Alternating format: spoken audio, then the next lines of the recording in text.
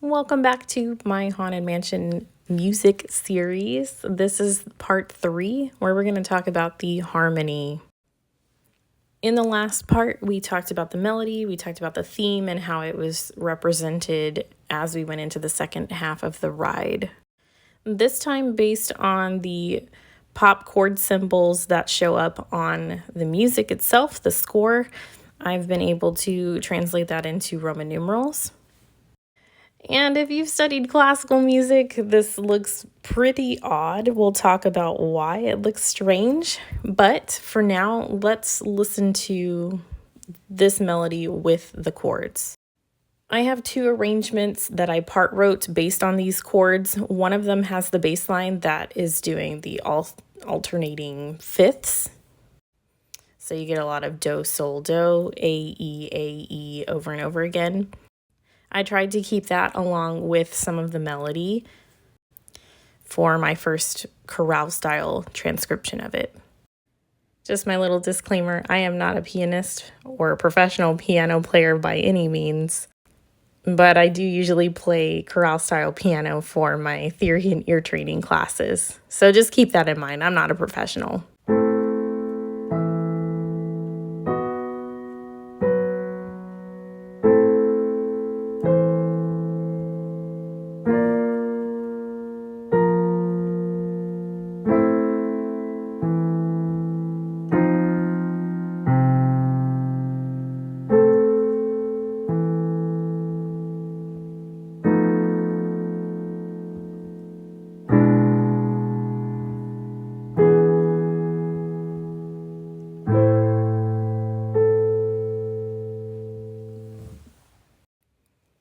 Okay, so let's compare these Roman numerals to what you would normally see in a normal chord progression.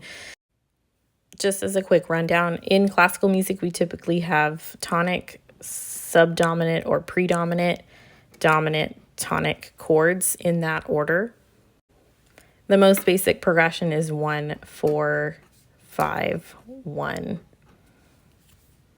The reason we have that in order is because the 1 and the 4 share scale degree 1, which is the tonic pitch.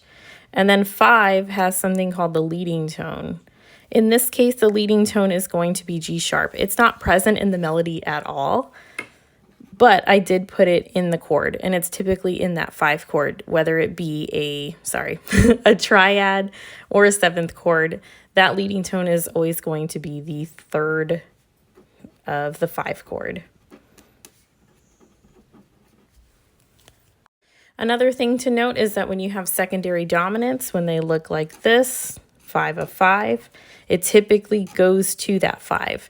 This part of the Roman numeral is tonicizing that 5. To tonicize means that we're briefly in this key. So we're using its key signature, we're using its accidentals. And because we know with the 5, we have that G sharp, that leading tone, it's going to be another note for this chord depending on whatever your 5 chord is. So you will still have some kind of leading tone going to that next chord. So those are just some basics about music theory. This progression, however, does something different. We go from 1, which is our tonic, to a 5, 7, a 5. Which we would typically label as a subdominant because it goes to the dominant. But it goes back to tonic instead. And that's not even the craziest part. The craziest part is, why doesn't it go to 5? It doesn't resolve itself. It just goes back to 1. I'm like, okay, that's strange. Then after that 1 chord, we go to flat 2, all right? Subdominant again. 2 is part of that subdominant family. And then we go back to 1 again. So we've had tonic, subdominant, tonic, subdominant, tonic. We have no dominant chord in here. So no 5, no leading tone, which is odd because we also don't have that leading tone in the melody, this theme at all anyway, like I just mentioned. All right, let's see what happens after the 1 chord. 5, 7, a flat 2. So now we're just combining what we just had. 5, 7, a flat 2. Again, I guess it's some kind of subdominant.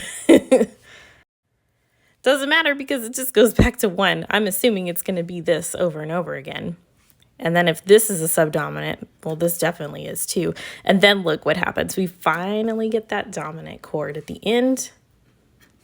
So we have this very long, if we were to look at it on a second level here, we're basically just tonic, subdominant, dominant, tonic, which we can make it work.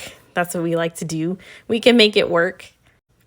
But all of this is really strange. Why does it do this? Well, as a theorist, I can theorize a couple of reasons why. We are in a haunted house. We're on this ride. We're in the dark. We don't know what's going to come. So we're expecting, if you're listening to music, even if you don't know this, you still wait for it. You still hear that leading tone. Like Friend Like Me at the end. Friend like, that's your leading tone. Like me, we resolve to me. So you're used to hearing that leading tone. And so you're thinking, oh, I don't hear it at all here. So I'm just kind of in this state of ambiguity. I don't know what's going on. That's what makes it spooky harmonically. We talked about what made it spooky melodically before. But now it's like, well, what are we doing? We're not resolving anything. We're just kind of stuck in limbo. Maybe that has something to do with the Haunted Mansion. Another thing that's going on here, I mentioned in the very first video, flat 2 has been known as the chord of death by some people. And these are all related to 2 subdominants. The 5-7 of 5 is spelled like a normal 2 chord, except this time it's major, so that's why it's an applied chord here. But it's kind of like a 2. This is related to 2. We never get a real 2 chord here. We have a 5-7 of 5. We have that flat major 2, so we're kind of skirting around it. If we were to have a real minor 2 in the key of A minor, that would be B, D, F. So that would be your triad. In music theory, any minor keys that you start in, your 2 chord is going to be diminished. And look at that. There's a tritone here. Seems like the perfect opportunity to use that. 5-7 of flat 2, kind of like a 6 chord, kind of. It has a reflection of 6 because of the root, which is F. 6 is also a subdominant. So not only are we floating around in tonic, subdominant, tonic, but we're also floating around the typical diatonic chords. 2 diminished, the 6 chords that would show up. So we're making this highly chromatic. So we're adding accidentals. We have a blank slate with the key of A minor. There's no flats or sharps. I also mentioned that none of these applied chords go to the chord that they're tonicizing. So this one doesn't go to 5, this one doesn't go to flat 2, even though we've seen it before. Instead, and this is my theory, we are backtracking. We get 5-7 of flat 2 after the flat 2. We get 5-7 flat 5 of flat 2 after the flat 2. We are reverting backwards to the death chord. In the Haunted Mansion, if you're a ghost, you are always stuck in that house. You are not going anywhere. So this B flat major triad right here is your home base. It's the chord of death. That is your destiny. Now, this is just a theory. That's what theorists do. We look at the music and try to determine some kind of meaning from it.